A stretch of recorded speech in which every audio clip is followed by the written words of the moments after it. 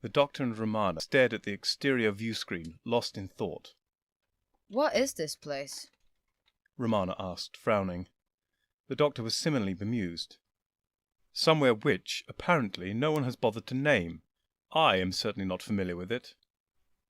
Romana snorted slightly. Well, that makes a pleasant change, she said with a wry smile. The Doctor gave a single silent chuckle, only detectable through the motion of the Doctor's head and shoulders, and the faint burst of breath through his nose. He nodded towards the view screen. Pleasant, you say? The picture on screen was unusual, to say the least. The TARDIS stood on what could best be described as savanna, stretching away for quite some distance, before finally being interrupted by low hills. However, no matter the eventual variation in geography, there was an unsettling uniformity in tone to their surroundings. The sky was blue, broken by the odd white wisp of cloud, a sight which would look almost earthly or Gallifreyan, but for the slightly darker shade of blue. The ground, however, was another matter. As far as the eye could see, all was a slightly orange shade of red. Close to the TARDIS, the cause of this coloration became obvious. Everything was covered in gently swaying plants of this very distinctive pigmentation. To call them plants was a somewhat creative use of the term. They had a strangely rubbery or fungoid aspect to them, their fronds being oddly reminiscent of certain sticky silicon stress toys as might be found in the hands of many on 21st century Earth. There was a slight breeze which seemed to be making them sway, and this motion continued until it was lost with distance, although presumably the hills were equally alive to this dance. It is a little, hellish, isn't it? Romana suggested. Well, that's a very human-centric way of viewing it, particularly for a Time Lord, the Doctor pronounced, aloofly. Romana snorted again. You're a fine one to talk, she said derisively. Okay, how would you describe it? Glorious! The Doctor cried, spreading his hands wide. Gloriously hellish. He then added, offering Romana a sly smile. Romana chuckled. Fine. Well, should we risk going out and taking the breeze? I mean, there is some fairly unusual looking fauna out there. The Time Lords could tell that the red vegetation was waist-high due to the scattered figures apparently wandering the savannah at random. None seemed closer than 100 meters from the TARDIS, and indeed none of them even seemed to be looking at the TARDIS. All these individuals appeared to be looking in random directions, and what movement there was seemed slow and hesitant. Most were too distant to reliably make out their species, but it was clear that no two were alike. There was no commonality in form to these strange inhabitants. One of the nearest might have been Jadoon, but it was difficult to be sure. The Doctor studied the view screen, then moved to a different panel of the main console, flicked a few switches, and looked at the readouts there. He tutted and shook his head. Well, the air is sweet and clean, according to the exterior sensors. No harmful microorganisms, at least not to us. There really doesn't seem to be a good excuse to stay inside. Romana nodded. Yes, I agree. It all sounds far too positive. What about evidence of bulk incursions? She asked. The Doctor shrugged. The divide between our reality and the rest of the bulk is perilously thin here.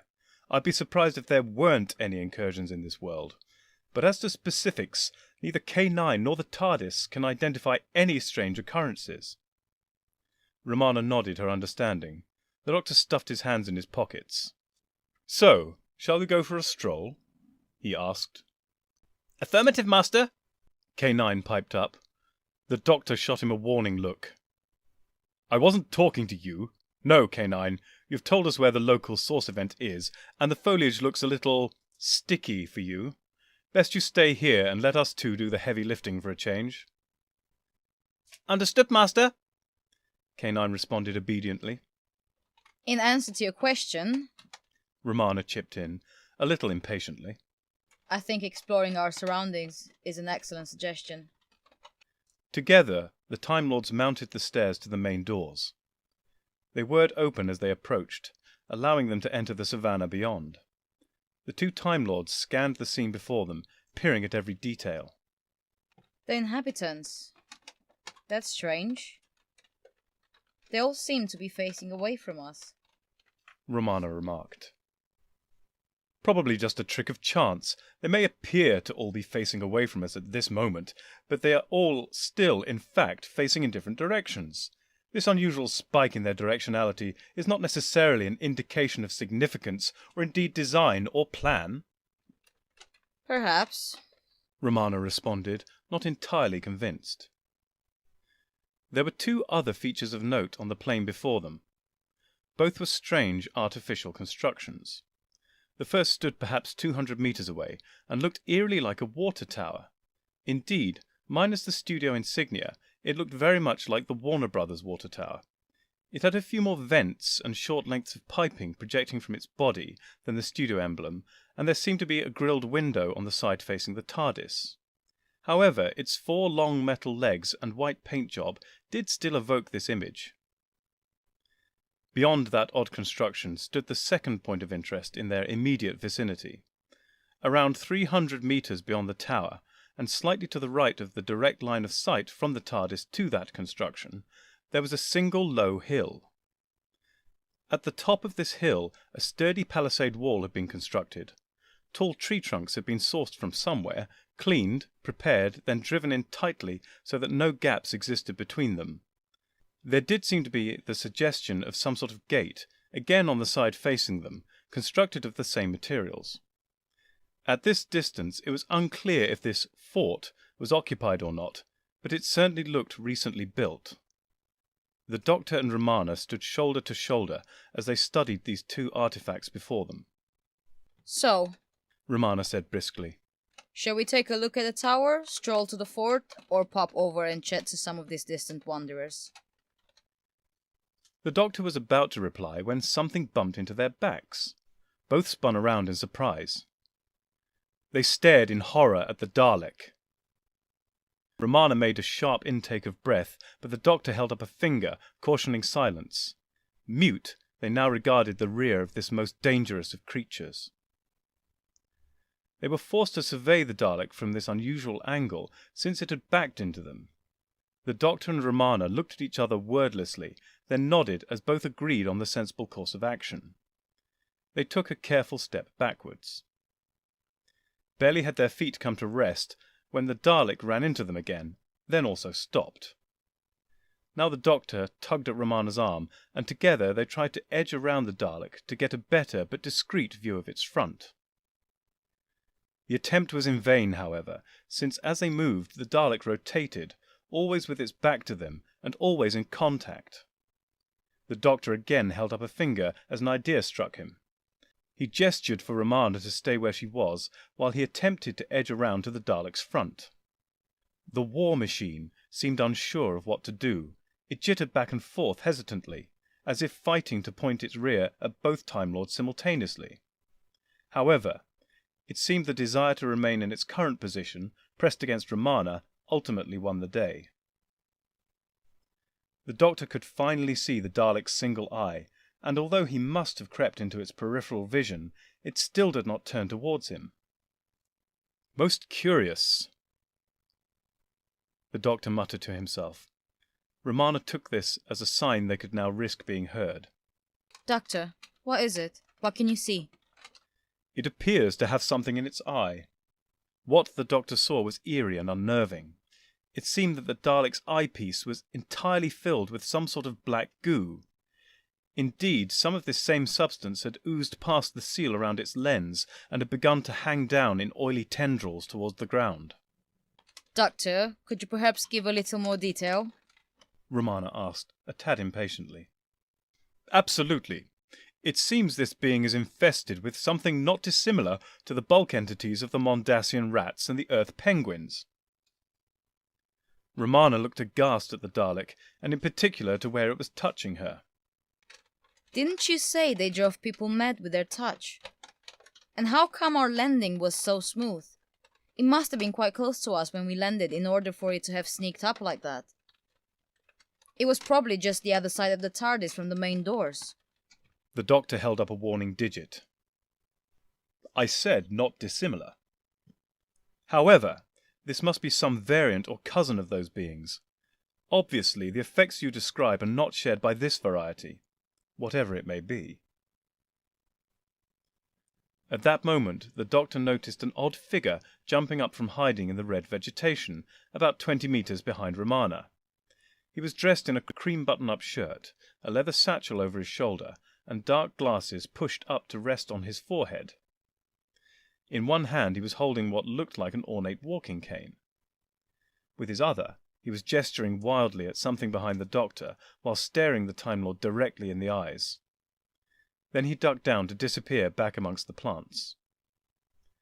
Both the doctor's and Romana's attention had been entirely absorbed by the Dalek, but the doctor now scanned their surroundings. Their investigations with the alien killing machine had caused them to drift a little way from the TARDIS, which now stood about a dozen yards away. The figures who had been scattered across the plain were still there and were still all facing away from the two Time Lords. Only now they were mere meters away. Many of the figures stood between the two Time Lords and the TARDIS, and indeed were closing to form a ring around the pair and their overly affectionate Dalek companion. No two figures in the ring shared an origin. There was a grubby-looking Cyberman, a Jadoon with slumped shoulders and a non-standard outfit, more of a mercenary, it would seem, than the regular Jadoon enforcer service. Many more races were represented here, several not immediately easily recognizable. The only similarity was their contradictory attitude to the two Time Lords, all shunning them with their backs, yet closing ever tighter upon them.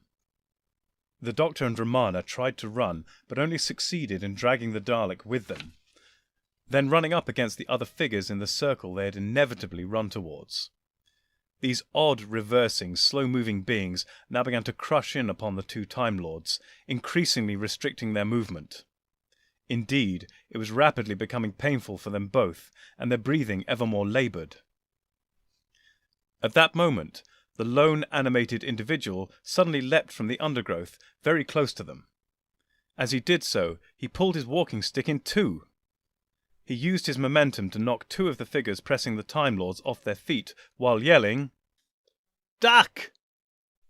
As best they could, the Doctor and Romana pulled their heads down. They managed this just in time, as something long and narrow sung through the air mere millimeters above them.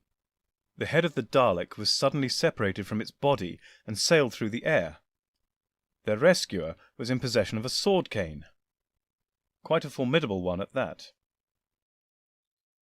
"Come with me if you want to live," the swordsman said, nodding in the direction of the water tower. His voice had a slightly Australian quality to it, but it was always hard for Gallifreyans to pinpoint people's origins from their tone alone. Such was the price of their effortless understanding of a billion tongues. But for now, such questions would have to wait. They were off and running. They followed hot on the heels of their rescuer as the red foliage stuck and clung to their clothes, leaving behind red smudges. The Doctor examined his suit as they ran. "We shall have to get the TARDIS to dry clean us when we get back," he observed. "If we get back," Romana responded, nodding behind them. Their pursuers were definitely slower than the Time Lords and the new stranger. Walking backwards was a clear disadvantage in that regard. However, they were relentless, and their numbers far higher than before, or at least the density of these beings in the Time Lord's immediate vicinity. That said, There was some distance between the three fugitives and the crowd upon the savannah as their rescuer at last reached the nearest leg of the metal construction. He instantly began to climb a ladder built into this steel support. "Quick, follow me up. Trust me, we'll be safe enough inside." The doctor and Romana looked at one another questioningly, but neither felt in any position to argue. They rapidly scaled the ladder after the man.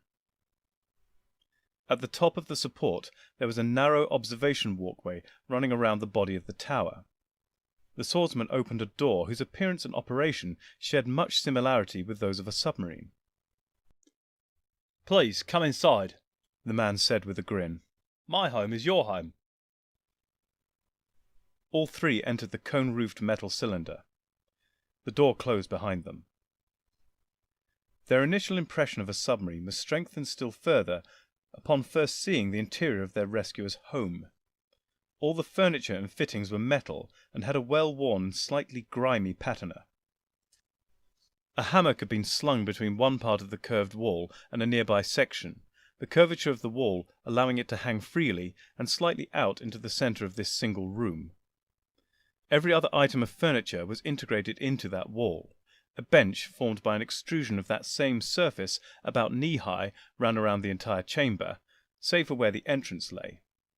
At various points around this seat lay a sink, what looked like a food preparation station, and one part of the bench contained a lid which looked ominously sanitary in nature. At the center of the room stood a thin-framed vertical ladder leading to the ceiling, presumably to give access to the roof and to allow maintenance to be carried out. The Time Lord's host gestured to the bench. "Have a seat. My name's Rongad. Anthropologist by trade. Swordsman by necessity." As he said this, he hefted his metal cane to illustrate his point. Thank you, Romana said while taking a seat. The doctor remained standing, brooding. Romana glanced at him with a quizzical expression, but continued her conversation. I must say, it is a surprise to find a human scientist here. Wherever here might be, that is. Rongad flashed her a grin. "A human scientist? How do you know I'm not a Gallifreyan one?" Romana looked taken aback. You know of our race? She asked with surprise. "I saw your ship land. Not many vessels to mistake that for." Are you Gallifreyan? Romana continued. Or human? The grinning Rongad looked about to reply when the doctor cut in. "He's neither." Romana and Rongad both turned to regard the doctor. Rongad's grin, while now a little surprised, had widened still further. He spread his arms wide, inviting the doctor to continue. "He's an Argond," the doctor announced without fanfare. An Argond? Romana responded, shocked. Rongad's grin remained, but for a fraction of a second the colour and texture of his eyes shifted to give the briefest impression of orange reptilian ones. Then in an instant they had returned to a human or Gallifreyan appearance. Doogie Rev, Rongad said approvingly. "They are infamous shapeshifters," the doctor added casually. Guilty as charged. Although we do like to appear in the same form as our guests, for their comfort and peace of mind." Romana nodded knowingly. That explains a lot. I couldn't quite believe you were Gallifreyan. We Time Lords have something of a sense about our own race. Not always 100% reliable, but still. Rongad inclined his head towards her. "Some things you just can't fake."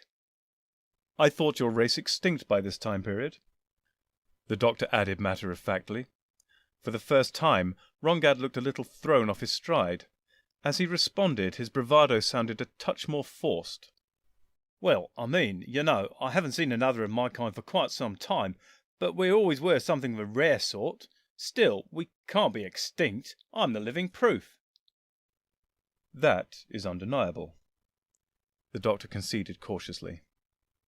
"Besides, you Gallifreyans are hardly ones to talk." Rongad scoffed. "The reports of our race's death are greatly exaggerated," the doctor replied casually.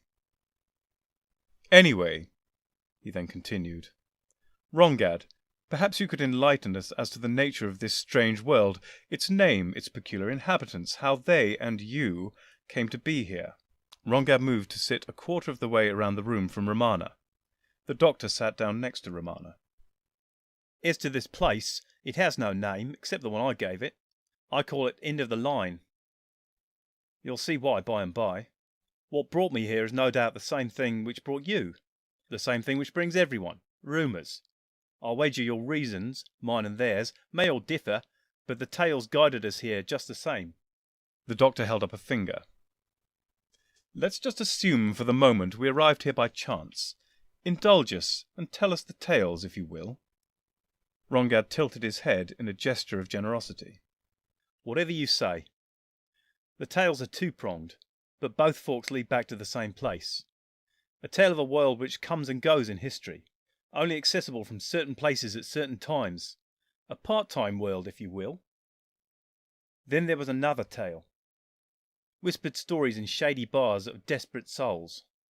Hunted or haunted people. People near death, or expecting its knock at any moment.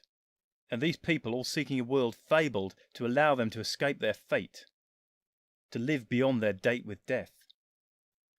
Both tales were sketchy and fragmented, but slowly I was able to piece the details together, enough to find this world at any rate.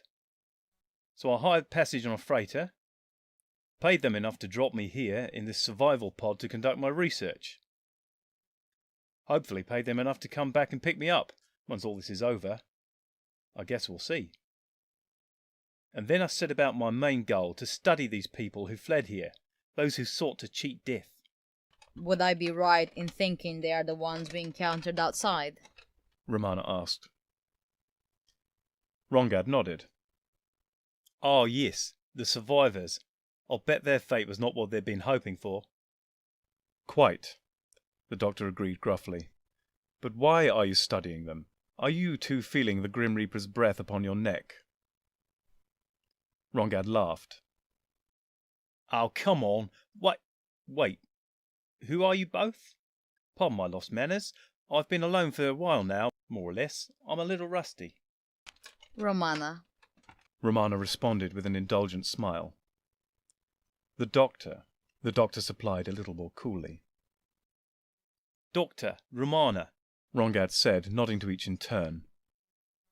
Surely you both know enough about the longevity of the Argond to realize I have no skin in the game here. What you see is what you get. Oh, you know what I mean. Rongad added those last words in response to the doctor's sceptical raised eyebrow.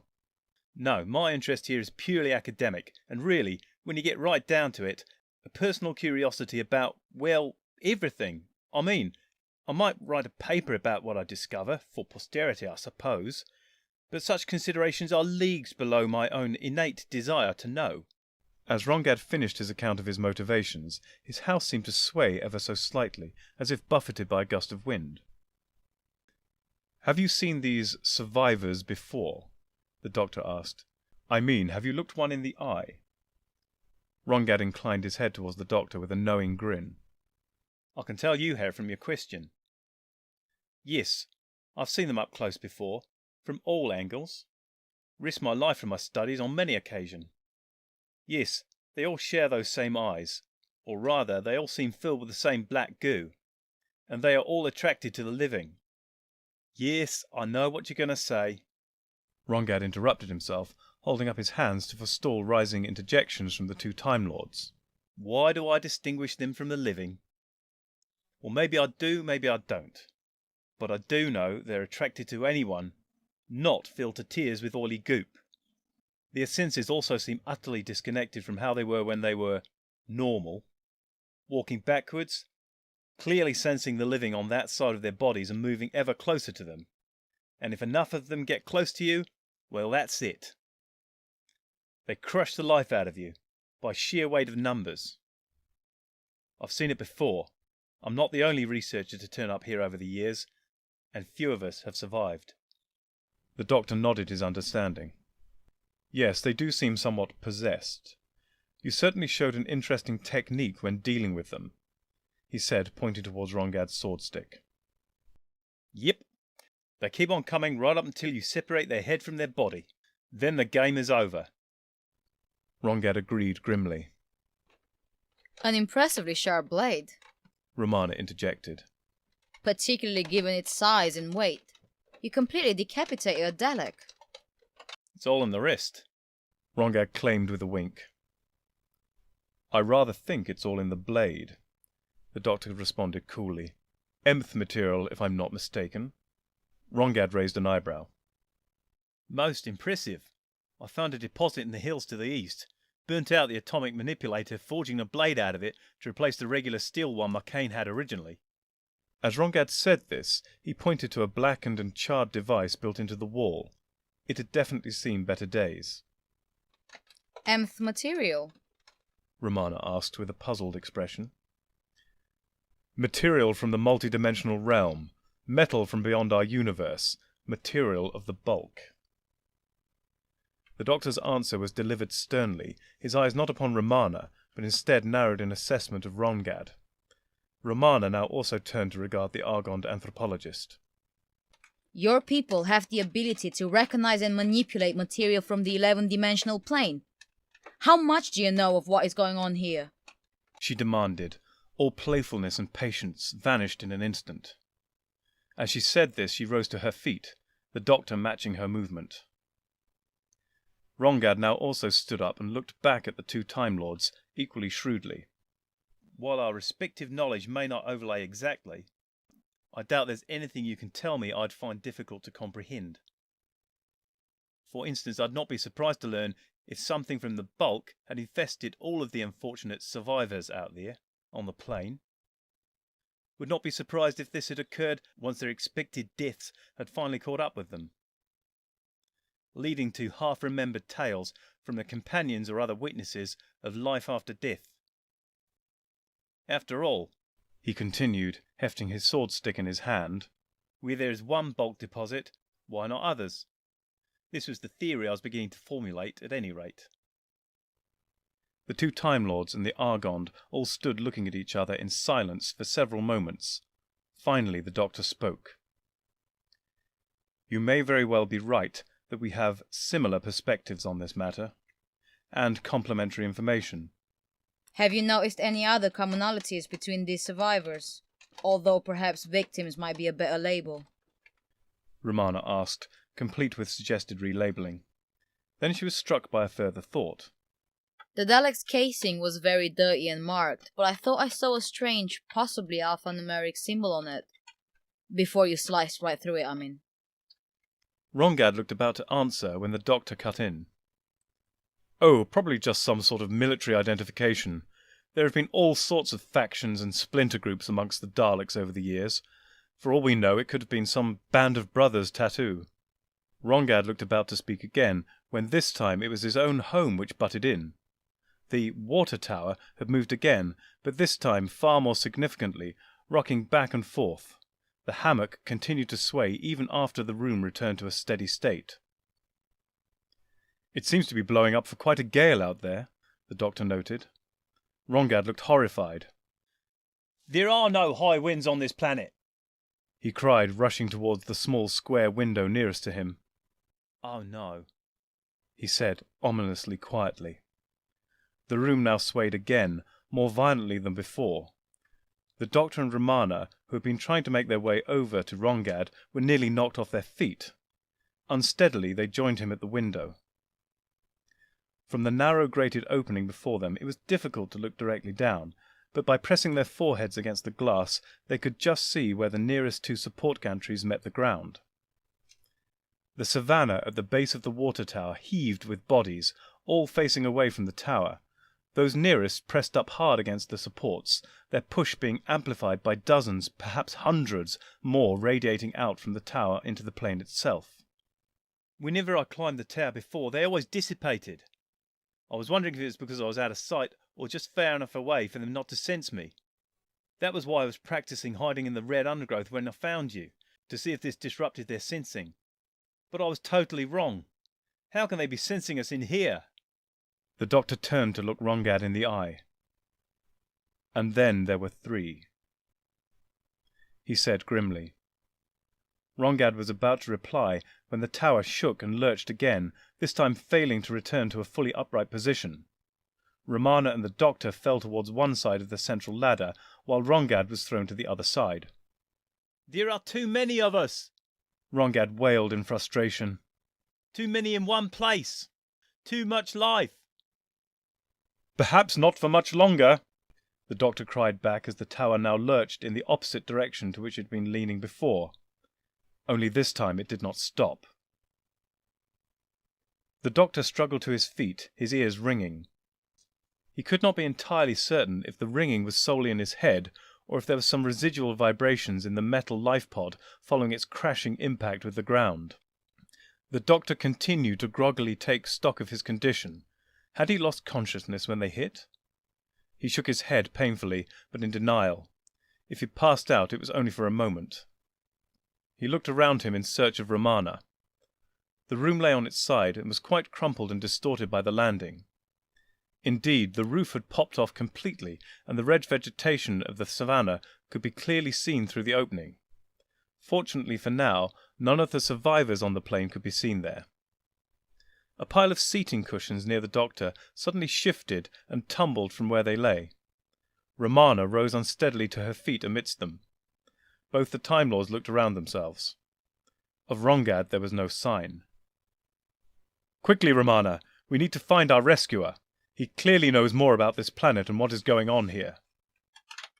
Agreed, Romana said, nodding. Together, helping each other as they went, they struggled along the debris-strewn wall and out of the opening left by the missing roof. Now outside they could see how they had fallen and why, for the moment at least, they had been spared a crushing assault from the survivors. From the crushed vegetation and bodies it was clear the tower had fallen, then rolled to where it currently lay. The broken plants had spilled their ruddy sap hither and yon, releasing its perfume into the atmosphere. And oh, the sweetness of the air. The roof was some distance away, in line with where it had been thrown by the initial impact. As was Rongad. Like the Time Lords, Rongad had found his feet. Unfortunately, so had around half a dozen of the survivors. They had him pinned in the middle of their group, but he still had one arm free, the one clutching his sword stick. Unfortunately, he had no other free hand with which to draw the blade. "Rongad! Hang on! We're coming!" Romana cried encouragingly. "No!" Rongad yelled back, still attempting to grin in spite of the pain. Still more of the survivors were slowly joining the press, squeezing him ever more tightly. Romana took a step towards him, but the doctor held her arm, looking at her sorrowfully. He silently shook his head. "Hey, Romana! I've got something for you. Catch!" As Rongad said this, he used his free arm to fling the sword stick in the direction of Romana. Almost without thinking, she caught it in her right hand. "Take care of it for me," Rongad said to her, almost gently. Then he turned his attention to the doctor. "Will, you said you thought we were extinct. You might just be about to witness that very thing. Feast your eyes on history in the making." The doctor shook his head in frustration. "I'm sorry, Rongad. I wish there was something we could do." Rongad grunted as the pressure upon him increased, and with it the pain. "Just get yourself safely to High Point. It's the palisade on the hill behind you. I know the people there. They'll help you. As for me, I guess it's finally time I joined the rest of my people." Having only just finished his pronouncement, he then cried out in agony. "Ah, no! I had not expected this! Ah!" Rongad's words dissolved into a bubbling death cry of pure agony and snapping bones. Then his head flopped limply on his neck, unsupported. Rongad was dead. Romana's head dropped forward, eyes seeking the floor, while her knuckles whitened as she gripped the sword cane with both hands. The doctor had never lost eye contact with Rongad throughout his final moments, but now he turned to Romana. "Let's make sure we keep that safe," he said, nodding at Rongad's weapon. Romana looked at the doctor, eyes filled with a bitterness and frustration which more than matched his own. Nevertheless, she signalled her silent agreement. Together, the Doctor and Romana ran away from the slowly encroaching survivors, forced in the direction of Rongad's suggested destination. There were currently too many of the shuffling aliens between them and the TARDIS to make that a viable target, for the moment at least. That said, as they ran through the sweet-smelling air, fragranced by the red flora which lay crawling across every surface, they were able to steadily increase the distance between them and their unnatural pursuers. They reached the base of the hill now, High Point as Rongad had called it, and found the flaming plant climbing even here, right up to the wooden palisade itself. Indeed, some of these red vines were even beginning to scale the lower reaches of this timber wall. The Time Lords climbed now too, heading for a portion of the palisade which seemed to contain two distinct sections, gates to allow entry.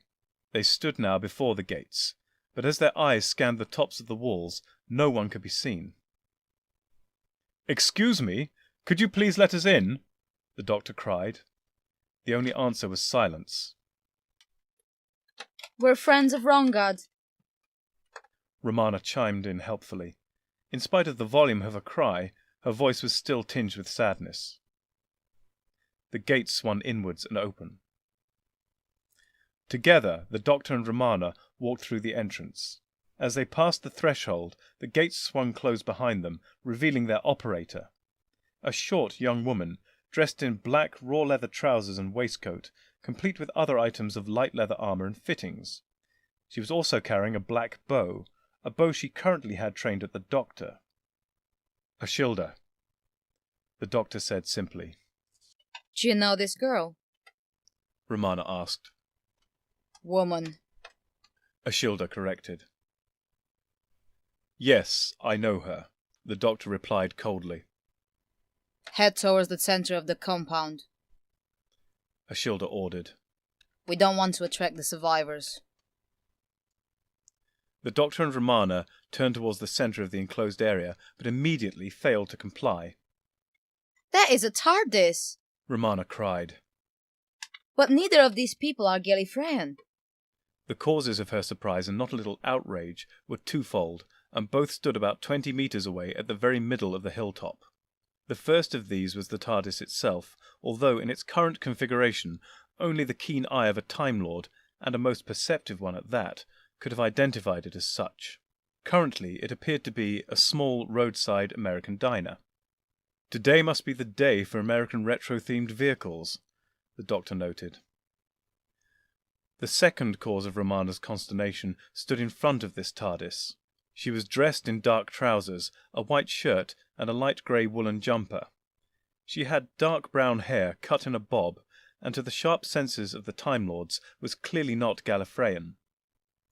Ashilda waved the Doctor and Romana towards the centre of the hill with her bow once more. And this time they complied. Together, the Doctor and Romana came to a halt just in front of this new, unidentified woman. Ashilda stood behind them and slightly to one side. The Doctor half turned his face back in the direction of Ashilda.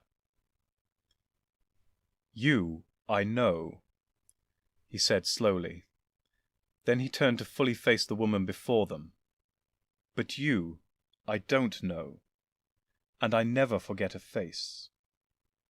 The Doctor said this with an air of certainty, yet a haunted look about his eyes betrayed the lie. "Doctor, what is it?" Romana asked. "Do you know her?" The Doctor frowned, shaking his head. "I know Ashilda. Know her well, I think. I accidentally made her immortal. My apologies again for that, Ashilda." Ashilda rolled her eyes, looked unimpressed, and simply shrugged noncommittally. The Doctor continued his assessment. "The other, I know I should know. But all there is a void in the shape of a person. I can almost tell you who, but I can't quite put my finger on it." The woman before them smiled a knowing smile, tinged with sadness. She took a step towards the Doctor. "Then let me put my finger on it for you," she said, and with that touched his forehead between the eyebrows with her right index finger. The doctor reeled backwards, as if struck by an electric shock, stumbling with legs buckling, forcing Romana to catch him under his armpits to prevent him collapsing completely. Still supported by Romana, the doctor's head lolled around loosely on his neck, his eyes rolling in their sockets, mouth slack. Then suddenly his head snapped forward, his eyes now fixed and staring intently straight ahead. He recovered his footing and gently removed Romana's hands from under his armpits with a brief nod of gratitude. "Clara Oswald," he said simply to the woman before them, tight-lipped but with a slight smile playing around the corners of his mouth. "Well, who else, you silly old fool?" Clara said with a chuckle. Romana frowned. "You do know her, then?" "Well, yes and no," the doctor replied. "I mean, I didn't know her until about 10 seconds ago. Didn't know her for all the time we've been travelling together. But yes, I know her now, and I knew her before." Clara chuckled again. "Maybe it'd be better if I explained," she said helpfully. "Maybe it would." Romana responded in a guarded manner. "Well, you see, I used to travel with a doctor, this doctor as it happens, and the one before. But then, unfortunately, I died due to an incident with a quantum shade." Romana narrowed her eyes at Clara. "You seem to be weathering death remarkably well," she observed. "I know, some of us can really pull off the whole walking corpse thing with aplomb, can't they? No, I really can't claim the credit here. It was the doctor who saved me." Romana raised an eyebrow at the doctor. "Yes, it's all my fault," he said levelly. "I'm afraid so. Clara continued cheerily. But as you will soon find out, not quite everything went to plan. Anyway, the doctor used a Gallifreyan extraction chamber to freeze my life between heartbeats and extract me from the universe." Romana stared at Clara with calculating eyes. "That is a very delicate mechanism, wherein a plethora of things might go wrong, unless it is treated with the utmost respect and care," she said coolly, with a hint of warning. "So I have heard, but I think the doctor may have had some help working the extraction chamber." Romana continued to stare levelly at Clara. "I wasn't talking about the extraction chamber." "So, Clara, what happened after we wiped my memory and you literally, in every sense of the word, vanished from my life?" the doctor asked. "Oh, this and that." Clara said matter-of-factly. "Obviously, Ashildr had her own TARDIS at the end of the universe, and so we headed back to Gallifrey in it. At least that was the original plan. To go to Gallifrey. The long way round. I mean, I figured we didn't have to go straight back and reinsert me in the time stream. Just so long as that was always our planned final destination. My very final destination. My fixed point in time." "Ah, I see," the doctor said. "The long way round. Yes, been there, done that. I can quite understand the appeal." Clara shuddered a little at this. Well, maybe not that long way round." The doctor batted her concerns away with a wave of his hand. No, of course not that way. Anyway, what did you do on your grand tour of time and space?" Clara smiled as she recalled her journey. "You know, the usual. Doctory things. Visiting planets, finding trouble. Solving problems. Same old, same old." The doctor nodded. "Very commendable, but something changed, am I right?" Clara frowned and nodded. The TARDIS, our TARDIS I mean, alerted us to a cataclysmic event. The whole of space and time fragmented, and the fragments, ours included, began to dissolve. So our grand tour became a very targeted mission of mercy. We visited places where the universe seemed most in danger of disappearing, or where the thinness of the universe was allowing things into our space-time, endangering those living here. The doctor nodded. Yes, that was how we found you, your trail of good deeds. I don't mean to nitpick, but you seem to have done a few of these acts of benevolence in a bit of a rush. A little slapdash, perhaps. Not wishing to demean your efforts, of course. Clara frowned. Well, we were under a little pressure. What with the whole of time and space falling apart. Then she smiled a little. Besides, I more viewed us as fingers in the dike. We knew you'd be along sooner or later to properly clear up the mess. The doctor inclined his head graciously.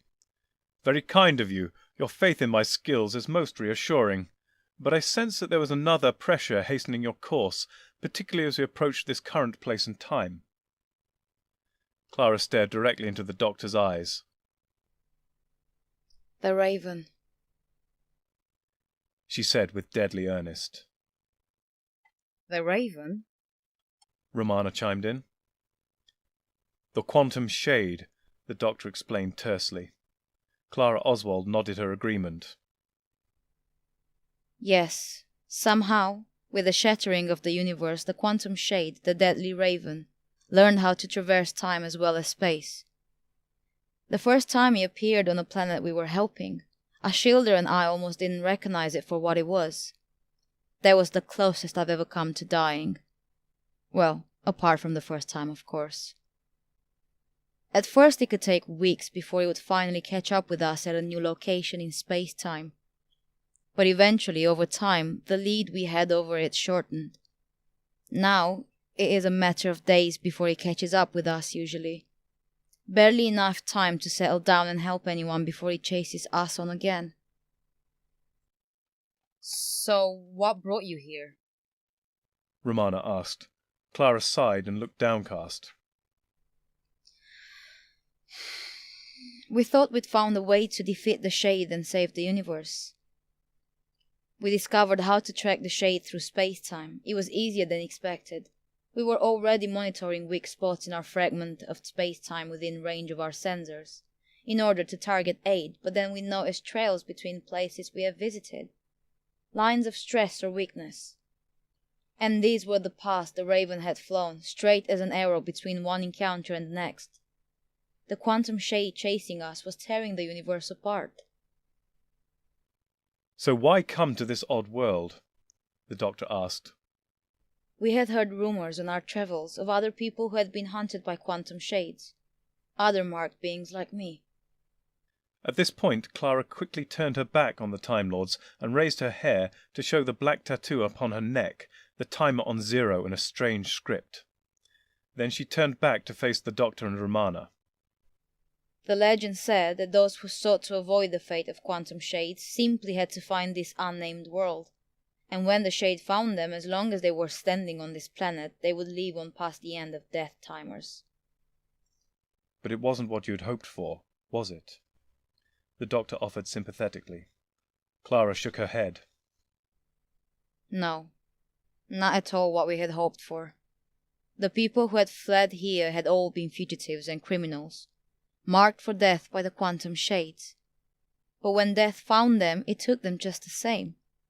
And before their corpses could even fall, something else had taken up residence. Something from beyond our universe, if Rongad's theory is to be believed. The doctor and Romana shifted uncomfortably at the mention of Rongad's name, but chose not to mention anything of his death at that moment. And so, here we are. Clara concluded, a little deflated. Nothing to show for our visit, and all the while the quantum shade tearing through the universe. Quite literally, to get to me. Romana looked thoughtful. So you believe the quantum shade is tearing apart the universe? She said, almost to herself. Clara nodded. Just then a klaxon rang out from the diner behind Clara. The Raven comes, Ashildr announced grimly. Doctor, what do we do? Clara asked desperately. Ashildr, where is the Shade? The doctor asked. Ashilda pulled a small device from a pocket and glanced at it. About a kilometre north of here, she reported. The doctor wheeled on Clara. Clara, do you trust me? Clara nodded, her eyes wide. Always. The doctor nodded in recognition of this. I have a plan, but everyone has to do exactly as I say. Is that clear? Clara and Ashilda nodded quickly. Romana stayed still. The doctor gave Romana an intense stare. Somewhat reluctantly, she inclined her head. Good. Now, Ashilda, Romana, you need to take Ashilda's TARDIS to find the builders of the quantum shades. You must persuade them to dismantle them, all of them, for the good of everyone. Monitor my TARDIS, and either find us in space and time if you're successful, or, if you find we're on Earth, come to us, as we will only have returned there once this is over. But where are we going? Clara asked, bewildered. We, the doctor announced confidently, are going to outrun the shade in my TARDIS. Then we shall defeat it the old-fashioned way. Which is? Clara pressed. Intelligence, guile, and cunning, the doctor proclaimed with a grin and a nod. Clara smiled at his confidence and bravado. Romana gently grabbed the doctor by his upper arms and turned him towards her. You know you don't have to do this. Not this time. We could trade roles. Let me take the weight for once, she said earnestly, staring into his eyes. The doctor stared back into her eyes with equal intensity. No, I do. It is my responsibility. Always has been, always will be. Everyone's safety is in my hands, and mine alone. We each have our role to play. Yours is to keep Ashilda on task. Mine is to run like the doctor with Clara Oswald. Romana pursed her lips at the doctor, but released her grip upon his arms and nodded curtly.